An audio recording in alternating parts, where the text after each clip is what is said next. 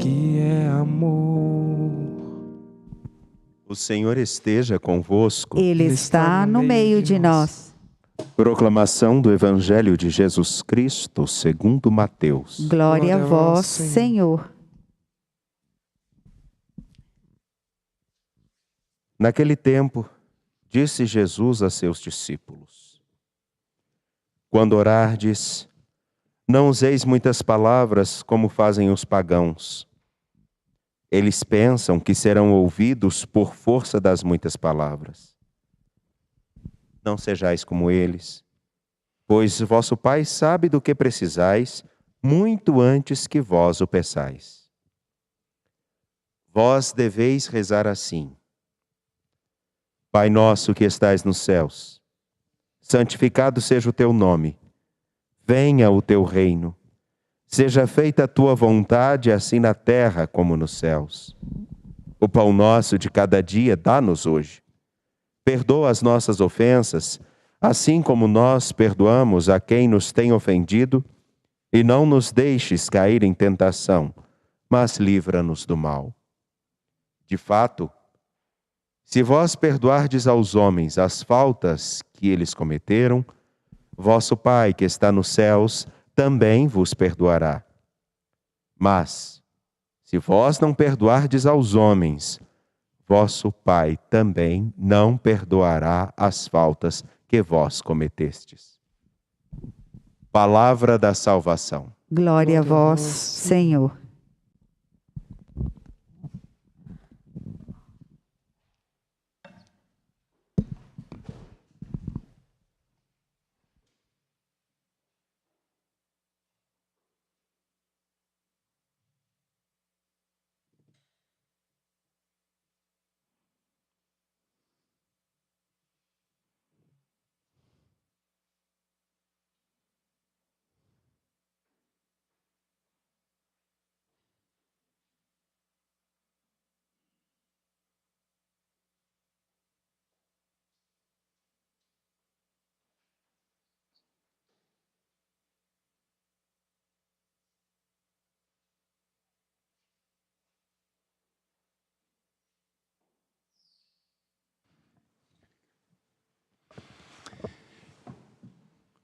Como é bom estar no santuário, Basílica de Nossa Senhora da Piedade.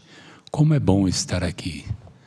Sempre quando eu venho a esse santuário, no alto aqui da serra, eu sinto-me acolhido, envolvido, abraçado pela Mãe da Ternura, Mãe da Piedade. E sempre quando eu venho aqui, eu desejo do fundo do coração que todos um dia, pelo menos uma vez, tenham a graça de estar aqui. Então acolho com muito carinho os que aqui se encontram e aqueles que espiritualmente se fazem presentes através dos meios de comunicação social. Minha saudação como bispo da Diocese de Guanhães, Minas Gerais, a Dom Valmor, presidente da CNBB, arcebispo da Arquidiocese de Belo Horizonte. E na pessoa de Dom Valmor, minha saudação a toda a Arquidiocese de Belo Horizonte. Então, com muita alegria, eu vim para o encontro importante, né, a causa dos santos, e seria um prejuízo muito grande da minha parte, uma indelicadeza com a nossa mãe, vir aos pés do santuário e não vim celebrar essa missa. Agradeço a oportunidade, Padre Wagner, que trabalhamos juntos quando eu era bispo auxiliar de Belo Horizonte. Agradeço essa oportunidade. E também meu carinho pelo Padre Samuel, Padre Felipe, que trabalham nesse santuário. Queridos irmãos, queridas irmãs, como eu disse, como é bom estar aqui.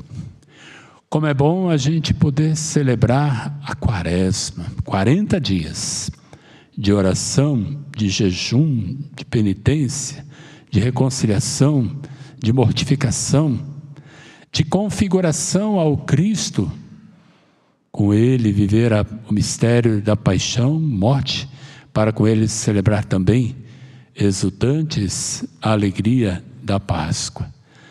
Vivamos a quaresma, façamos uma quaresma profunda deste ano, a melhor de todas de nossa vida. Sobretudo quando for acompanhada das 3 práticas dos exercícios quaresmais: a oração, o jejum e a esmola, como ouvimos na quarta-feira de cinzas. Uma santa quaresma tem que ter a oração, o jejum e a esmola. Se não tiver isso, não é quaresma. Hoje, a liturgia acentua de modo muito especial a importância da oração, a necessidade da oração, que os discípulos sentiram. Eles pediram a Jesus: ensina-nos a rezar.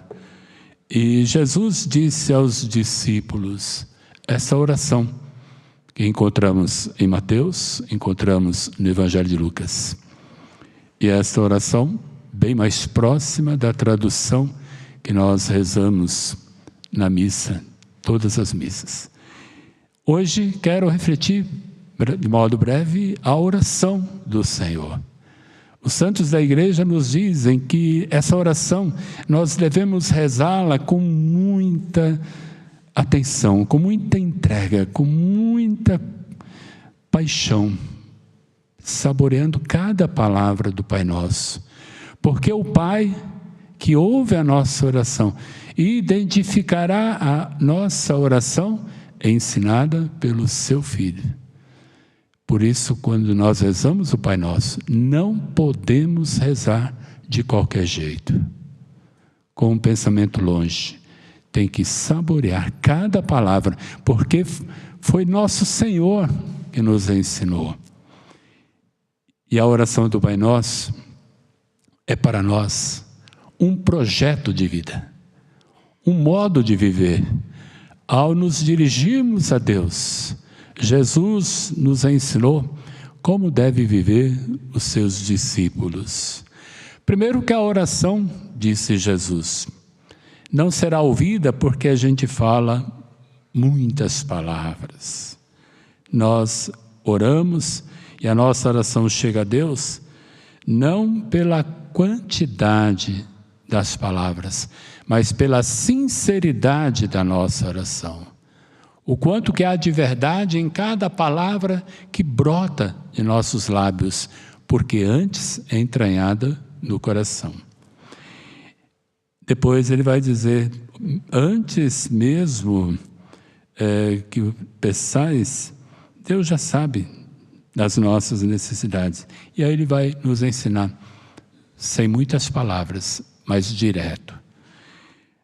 Já de início a oração, nesse tempo de quaresma, tempo da campanha da fraternidade, de sermos mais fraternos, como a campanha nos lembra, de educar com sabedoria, falar com sabedoria, educar com sabedoria e falar com amor, é muito importante, ensinar com amor.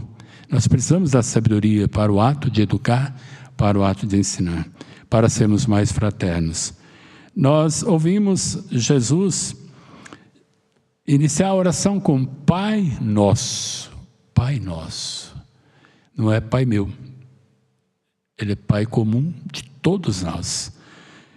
Em Cristo, nós somos todos filhos de Deus. Temos um Pai em comum. Um Pai nosso que está nos céus, está acima de tudo e de todos. Por isso, chamar a Deus de Pai exige que eu viva como irmão. Não posso chamar a Deus de Pai se eu não trato o meu próximo como irmão. É Pai Nosso. O Deus que faz chover sobre os justos e injustos, os bons e os maus, que está nos céus, que está acima de tudo e de todos. Depois, santificado seja o teu nome. Santificar o nome de Deus, que significa honrar o nome de Deus, não sujar, não macular o nome de Deus. Como assim? Nós santificamos o nome de Deus quando a gente vive como Deus quer. Santificar o nome de Deus é em tudo procurar fazer a sua vontade. Ser perfeito, como o Pai é perfeito. Ser misericordioso, como Deus é misericordioso. Como dizemos, tal Pai, tal Filho. Então, se eu chamo a Deus de Pai, eu devo agir como filho de Deus e não como filho do mundo, da perdição. Santificar o nome de Deus é viver na verdade, viver na fraternidade, viver na liberdade de filhos, viver na honestidade e assim por diante. Santificar o nome de Deus é viver as bem-aventuranças que nós encontramos no capítulo anterior de Mateus. Santificar o nome de Deus é viver na planície do cotidiano, o sermão da montanha que nosso Senhor nos apresentou no capítulo 5 de Mateus. Venha o teu reino, o reino do amor, da verdade, da justiça, da liberdade, um reino de vida para todos. Seja feita a tua vontade, não a minha. Porque nem sempre a minha vontade é a vontade de Deus, nem sempre a nossa vontade é a vontade divina, que muitas vezes requer sacrifício, doação, empenho e dedicação.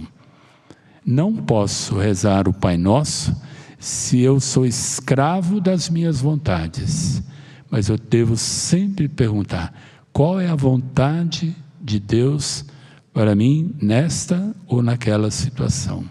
Ainda que sacrifícios exigir, se for da vontade de Deus, eu não posso fugir. Depois os pedidos, o pão, o perdão, o não cair em tentação e ser liberto de todo mal. Pedidos essenciais, porque às vezes a gente pede para Deus o que não é necessário. E Deus com certeza não nos atenderá, porque pedimos mal, ou pedimos o que não é necessário, ou mesmo porque estamos com o coração cheio de maldade. Então é importante pedir a Deus o essencial, o pão nosso de cada dia. Nos dai hoje o pão de cada dia, pão espiritual, o pão da Eucaristia, o pão do amor, o pão da alegria, o pão que dá sentido ao nosso existir. Pão nosso de cada dia. Não posso pensar em acumular no pão de amanhã, é o pão de cada dia. Viver na simplicidade, viver com austeridade, sem consumismos, sem materialismos. O pão nosso de cada dia é a força de Deus, é a graça de Deus. Assim como devemos tomar a cruz de cada dia, pedimos também o pão de cada dia. O outro pedido, porque somos pecadores, somos limitados, somos imperfeitos, é preciso pedir o perdão a Deus, mas é preciso também dar o perdão. Perdoai-nos as nossas ofensas, assim como nós perdoamos a quem nos tem ofendido.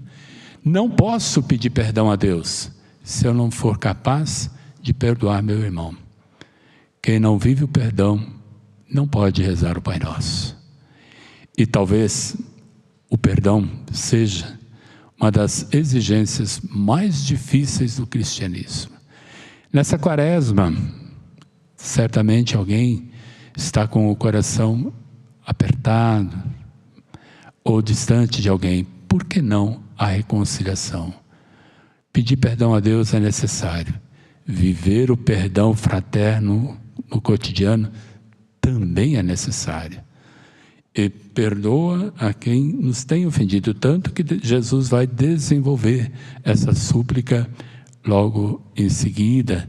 De fato, se vós perdoardes aos homens as faltas que eles cometeram, o vosso Pai que está nos céus também vos perdoará.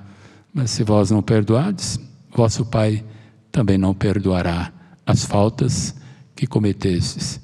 Supliquemos o perdão divino, mas vivamos também o perdão humano em nossas relações. Não chegue na Páscoa com o coração cheio de ressentimentos, de mágoas. Há situações difíceis, eu sei, mas só a experiência do perdão nos faz verdadeiramente livres. Perdão que não é sinônimo de esquecimento e de indiferença ou conivência com o pecado, mas o resgate do pecador. Deus não ama o pecado, Ele ama o pecador. Ele destrói o pecado, não o pecador. Por fim, nós pedimos para não cair em tentação. Aqui eu tenho que lembrar o evangelho de domingo passado, as tentações que Jesus enfrentou no deserto, do ter, do poder e do ser, do acúmulo, do domínio e do sucesso fácil. Não cair em tentação de se desviar do caminho de Deus, de fazer aquilo que não seja da vontade de Deus. Por isso, livrai-nos do mal. E o mal está ao nosso redor. O mal é dia a dia, tenta nos enfraquecer, nos desanimar. Por isso, é preciso pedir a Deus que nos dê a sabedoria necessária, a palavra, conforme falou a primeira leitura, esteja sempre em nosso coração e em nossos lábios, para construirmos relações mais justas, mais sinceras e mais fraternas.